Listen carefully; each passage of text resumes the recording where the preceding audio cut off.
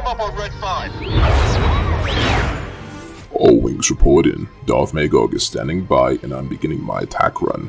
Last time we took down every ship in Starfighter Assault and ran them down from best to worst. Now, we're ready to show you who turns the tide of battle and who's a waste of battle points. Keep in mind, for this list we'll be factoring in their actual performance and functionality, not the bugs that make them more competitive. So the infamous Tallie Lintra and Podameron bugs won't be a factor in their usability.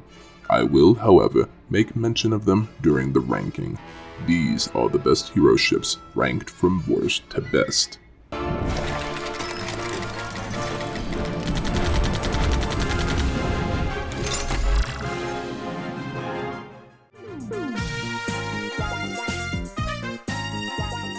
The Falcon is probably the most famous ship in all of Star Wars as the signature freighter of Han Solo. Now, all the hero ships are amazing. In fairness, there's practically no non-hero vehicle that can beat one in a straight dogfight. But if we had to pick one that was the least amazing, it would be Han Solo's Millennium Falcon. Let's start with the good stuff. The Falcon is a bulky ship. It's shielded and can take damage to the tune of 14,000 points or so.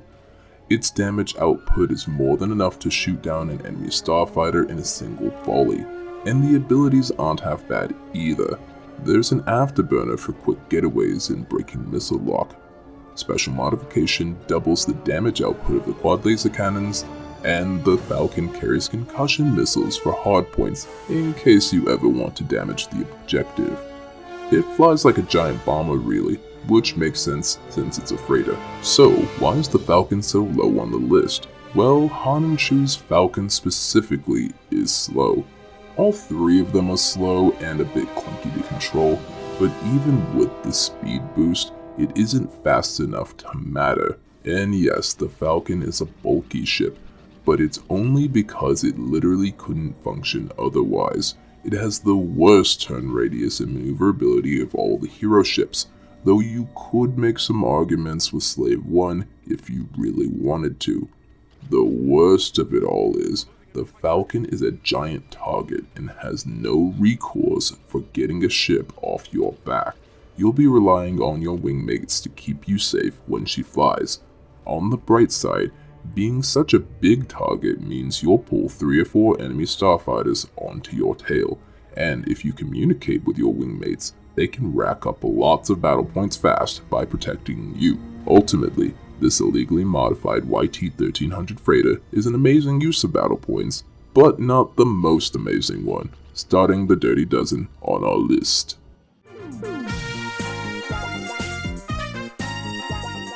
Coming in at number 11 is Darth Maul and his Sith Infiltrator.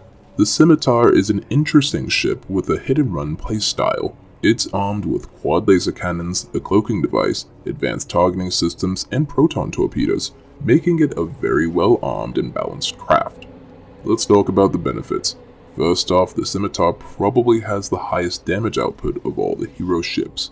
The base damage is almost equal to the Falcon, and the stealth drive cranks that to 11 in small bursts. It's more maneuverable than your average starfighter and plenty bulky too at 5000 HP. And the hardlock feature does exactly what it's meant to do and makes the damage output even better. Also, in a pinch, the stealth drive is a good option to run away from a pursuing enemy interceptor. Okay, here are the downsides. This thing gets hot. I mean Darth Vader's house on Mustafar hot. That's because the rate of fire is so high it's ridiculous. It correlates nicely with the hit fast and hard style the ship is known for, but it's just not user-friendly at all in that regard. The cooldown is forgiving, but it requires a more technical touch. The lasers are harder to aim than most other fighters, which is a shame because the accuracy is so critical with this ship, otherwise you've wasted a full round. And the stealth drive isn't really all that helpful in escaping an enemy. Unless they need to evade a pursuer themselves, a hardlock will stay with your ship, and you'll still be subject to having your regen broken. Not a bad ship by any stretch of the imagination, but there are others I'd much rather fly. The second of the YT-1300 freighter variations, this is the Millennium Falcon from its incarnation in the movie Solo. Here's the good news, Lando's Falcon is overall faster and more maneuverable than Han's without sacrificing any of the ship's offensive output, and Lando's afterburner actually demonstrates that the Falcon is the fastest ship in the galaxy, dodging missiles and missile locks alike. Just overall a smarter and more focused ship design than the Han and Chewie version, if you ask me. The aim assist on this one seems to function just a bit better too, which is neat. And if you're in a dogfight, then L337's sensor really helps out your wingmates. It targets enemy starfighters within the pulse and provides bonus damage. Unfortunately, Lando's Millennium Falcon suffers the same issues as the other ones do. It's a big target. Fast, but still very big and very easy to hit. The afterburner only kicks in for about 6 seconds, so while you may lose a bomber or a heavy fighter, you certainly won't shake the droid Tri-Fighters or TIE Interceptors that topped our regular Starfighter tier list. Additionally, the ship really feels like it wants another ability, like a concussion missile in addition to the marking pulse would round it off perfectly. But it doesn't have one, so that keeps Lando and L3 from excelling in the hero ship department.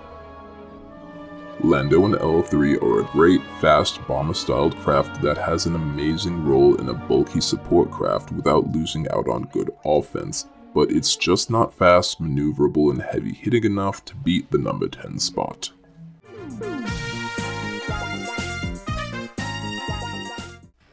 Boba Fett's Fire Spray class patrol ship, aka Slave 1, was passed down to him from his father Jango Fett, and Boba's done some impressive things with it. Armed to the teeth with mods and weapons, this gunship is a terror in space and in atmosphere. In Battlefront 2, it's either a joy or a horror to see, depending on which side of it you're on. If you're an ally, you can enjoy the Slave 1's dual ion cannons that slow ships, turn off abilities, and weaken their shields and hull for extra quick kills. The ship is bulky and easier to turn than the Falcon, making it a good counter for its light side counterpart. And it has a bit of aim assist for the primary blasters. Needless to say, the concussion missiles are a nice way to deliver a bit of extra damage, especially on the objective. But the biggest selling point on Slave 1 is its impressive seismic charge. This is the ultimate weapon in all of Starfighter Assault in Battlefront 2. The seismic charge is a guaranteed one-hit KO on any non-hero ship, and even quite a few hero ships in the blast radius. The charge explodes and does damage in a sphere, meaning if you see this thing drop, you need to run. It doesn't affect friendly targets, so you can use this ability to turn the tide of battle and get your wingmates back on offense quite easily. But for all the amazing upsides to this craft, there are a few downsides. The auto aim assist is there for Slave 1's guns because they're a pain to aim. They don't heat up very fast but have some of the lowest DPS of all the hero ships. TIE Fighters and A-Wings can outdamage this thing in a straight fight. Also, this thing stays slow. Yeah, it's a hair faster than Han and Rey's Millennium Falcons and slightly more maneuverable than Lando's in some aspects, but that's just saying that a TIE bomber is more agile than a Y-Wing. The hull being taller than it is wide also hinders maneuverability and tends to catch certain hitboxes when maneuvering in tight spaces. Finally, the recharge time for Boba's most useful ability, Seismic Charge, is long. 45 seconds is quite a while to wait, even for a game-changing ability. If you get some practice in with Slave 1, it's a reliable mid to late game ship, but it's plagued with a lot of the same problems that other ships lower on the list have. That keeps it in 9th place.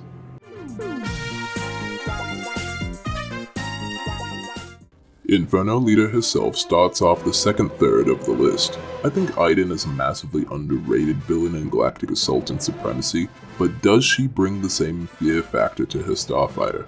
Well, yes and no. She's got some good points and some rough ones that keep her average in the tiering run. Good stuff first, Iden is one of the rare heroes in Star Wars Battlefront II that has 4 abilities. Most of them are pretty standard. Burst fire to damage bulky starfighters, or even hardpoint objectives, easy pass on that.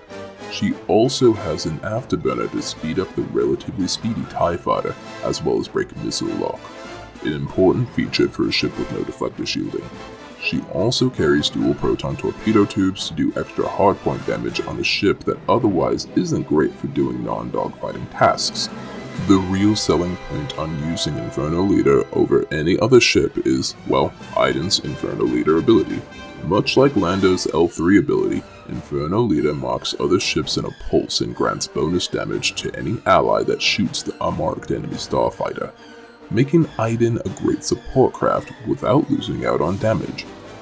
When you add in the increased mobility, durability, and even damage over a classic TIE Fighter, what's not to love about Inferno Leader's personal craft? Well, there are plenty of things not to like. For one, Iden's craft is squishy. Don't get me wrong, it's much tougher than any non-hero ship in the game, right around the same levels of bulk as a Y-Wing without star cards, but it's easily outstripped in HP by other fighter class heroes like Luke Skywalker and Kylo Ren. It really deserved a higher speed to make up for the lower defensive stats.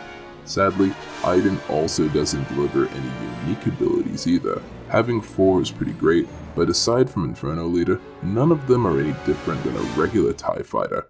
I feel like the story in the game would have been served better if Iden had been given a TIE Defender or something similar. In a dogfight, she's tough to take down, sure, but she also struggles to bring down other hero ships, which is really what's going to make a difference in the late game. The positives on Iden's TIE still outweigh the negatives, so she slips into position 8.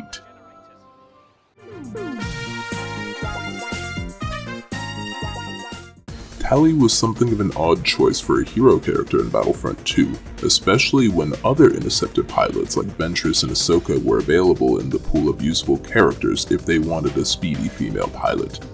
Nevertheless, Tallie isn't the poor use of battle points. First things first, her speed and maneuverability are second to none, easily outspeeding any Imperial rival on the list. Her firepower is suitable, and abilities are pretty standard. Afterburner and concussion missile, nothing really outstanding. The big kicker is the Blue Leader ability, which is the only healing ability in the entire mode. Tallie can heal nearby allied starfighters with 30 HP a second. It's not a lot, but can often offset an enemy's damage over droid healing enough to keep your team in the game, and for you to take advantage of an enemy ship chasing down one of your friends. The downside to Blue Leader is that, aside from her Blue Leader ability, there's really no reason to use her over a regular A-Wing. The DPS is virtually the same, rate of fire is even, and it's just a hair more mobile. Granted, she's more durable than your average A-Wing, but that's the same as saying glass is a more durable building material than paper. You're not wrong, but I still wouldn't build a house out of it. Even with shields, Tallie isn't flying a durable ship, and it shows. It's a shame, because it's an outstanding interceptor. I just don't always see the value in spending battle points on this ship on more than half the maps, not when I have options like Luke, Rey, or Poe. Now, one more thing to consider. Tallie Lintra does have a built-in glitch that makes her something of a meta pick in more competitive formats, at least in Starfighter Assault. I won't say what it is, I'll encourage you to do your own independent research, or else discuss it in the comments down below. But that usually swings her up more than a few ranks on lists like this, so you can mentally adjust her ranking accordingly. This doesn't improve her combat performance, as she's still an average pick in the Hero Starfighter dogfight mode, so we're not really considering the glitch as part of her kit here. Tallie wasn't a lucky pilot in The Last Jedi, but she is lucky enough to pull number 7 on our list.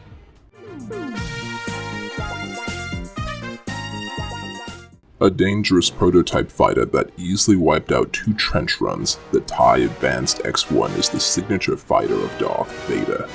It's one of the rare shielded TIE fighters in the Armada and carries its own hyperdrive. Plus, being flown by Darth Vader is enough to like this thing. If you want actual, tangible benefits, let's talk about abilities. Out of the Interceptor-like hero ships, Vader's has the highest acceleration, meaning speed control and overall flight control is nothing if you're in the TIE Advanced.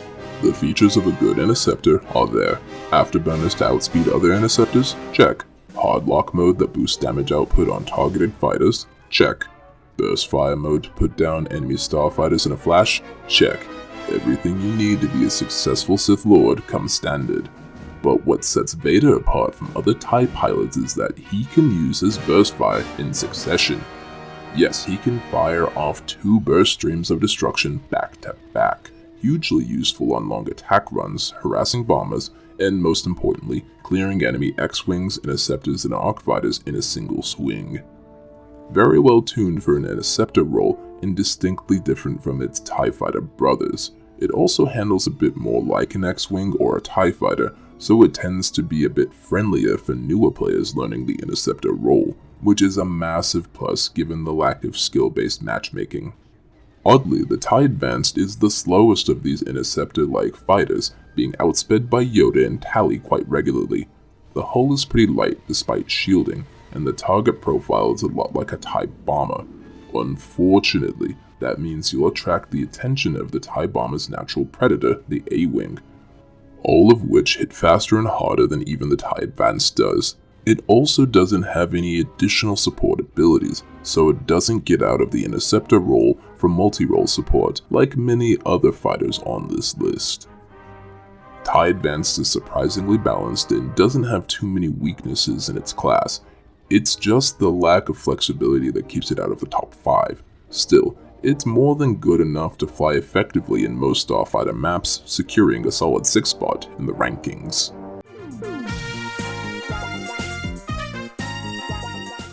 I had to run the numbers on this a few times to figure out what happened, but Rey Palpatine Skywalker is our 5th pilot on the list, which in canon makes perfect sense since she was trained by Leia, Luke, and Han to carry on the Rebel legacy. But as we know with Boba Fett and Han, being good in the movies doesn't translate to success in games, so why is Rey so special? Like the Falcons before her, Rey's Falcon boasts the highest durability in the game, tied only with her teacher, Han Solo. This means the ship can take a beating and keep flying. Offensive output isn't bad, and is shored up by using Rey's Jedi Focus to maintain a hard lock on an enemy starfighter, meaning that even if a TIE outruns you, you can turn around and catch it by surprise a few seconds later in the match. This feature makes it a better dogfighter than Han and Lando's ships already. Rey also carries the dual concussion missile tubes from Han's Falcon to strengthen the offenses even more, so that's a handy feature. But what really sets this Falcon apart from the others is one move and one move only: auxiliary power. Over the course of 6 seconds, it fully restores the craft's health, making it the single most durable starship in the game. Can you imagine flying a squadron against this thing, putting it down to half health, then losing all your progress with the push of a button? And while you try it again, the enemy is either going to destroy the objective, since 4 of you are dedicated to chasing one craft, or destroy you if starfighters are the enemy objective. The bad news about Rey's Falcon is the same as the other large ships. It's slow, slowest out of all of the hero ships, once again tied with Han's Falcon. It's a huge target and really attracts enemy starfighters, and it has minimal counterattacks for being chased, but that may be for balancing. I really want this ship to have a 4th ability, like a turret gunner, which would make sense from a lore perspective and be handy from a gameplay perspective. The trouble then is that the ship would be unstoppable if it did. Dreams aside, this is the closest thing to flying the Falcon from Rogue Squadron that I've felt in a long time, and Battlefront II did the ship justice here, jumping ahead to 5.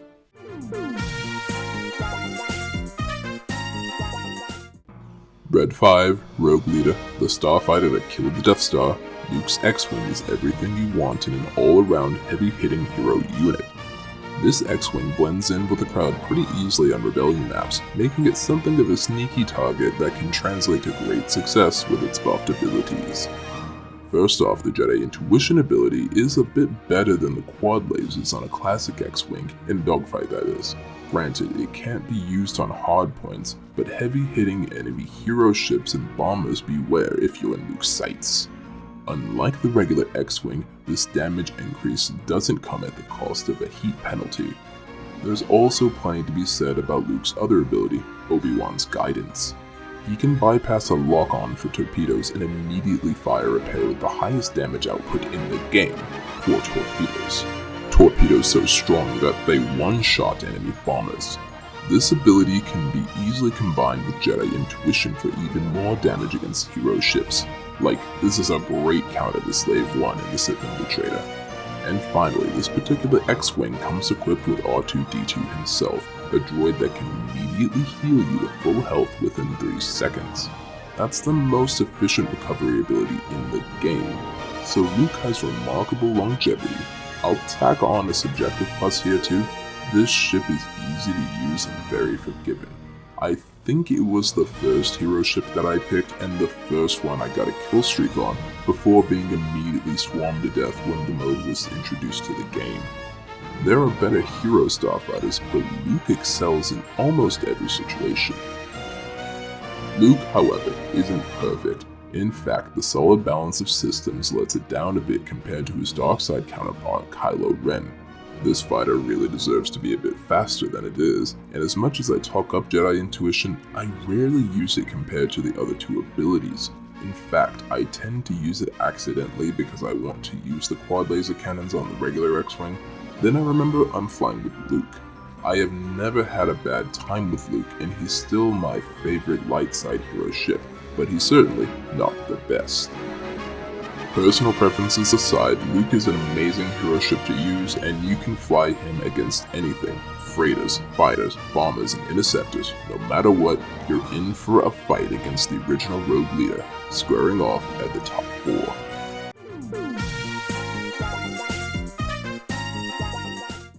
Receiving the bronze medal the same as his father's, Kylo Ren is a monster to fly against. Like, he utterly terrifies me.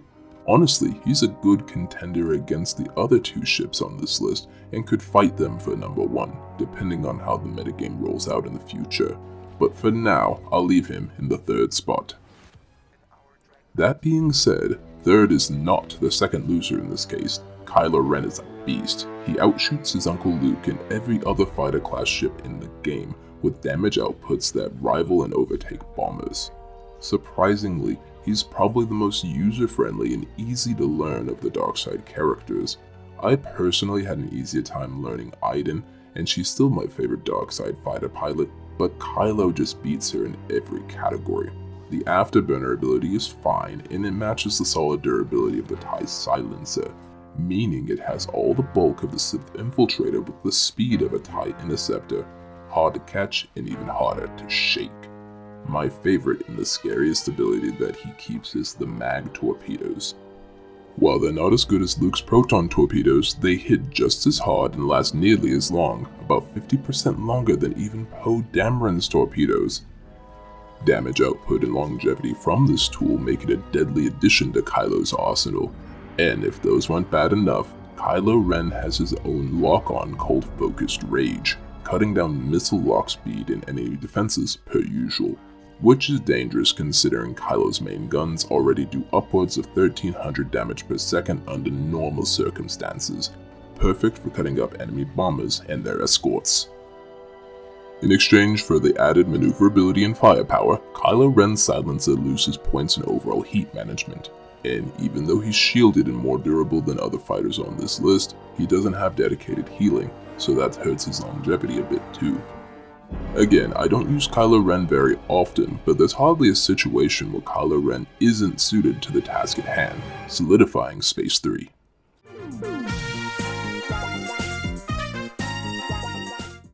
What can we say about Master Yoda? He's an amazing support hero in Galactic Assault, and a bit average in a one-on-one duel, but in the air, he's every bit as dominant as his title implies. Yoda's Jedi Interceptor is just as fast as Tallie Lintra's. He's a little less bulky, but he heals faster through passive abilities. He's got very similar abilities to Tallie's A-Wing as well, those being Afterburner and Concentration, functioning as a speed boost and a hard lock respectively. Both appropriate abilities for an Interceptor. Speed and maneuverability are, of course, top-notch and unmatched by anything on the dark side. Yoda also has the highest damage per second of any Interceptor ship in the game, meaning he'll hit you hard and unreasonably quickly too. And if that wasn't enough, let's talk Ion Pulse. Yoda can use Ion Pulse to slow enemy craft to a crawl, so much so that his lowest speed tends to overtake them. This turns off enemy abilities in addition to losing mobility. And since it's an area of effect ability, he can use this offensively, defensively, or in a support capacity, even combined with Afterburner for quick escapes or counterattacks. Because, let's face it, he doesn't need Afterburner to outmaneuver torpedoes, he can overturn those in his sleep. The guy's borderline unstoppable. The only clear weaknesses that Yoda has are these. He's hyper-specialized and doesn't have a reliable way to do improved damage on hardpoints, making him suboptimal for attacking objectives. And he's squishy. On the offhanded chance someone with comparable speeds, like Vader or Kylo with the Afterburners, catches up to him, he's finished as soon as they fire off a successful volley. But even Tri-Fighters struggle to catch up to and take down Yoda, so those aren't exactly surefire ways to counter him, mind you. With minimal counters and maximum effectiveness in his preferred role, Master Yoda is a key starfighter in Assault if your team wants to win.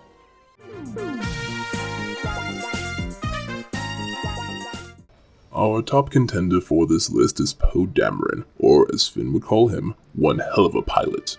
If you have 2,000 battle points and no one has selected Poe, he's the one to go with.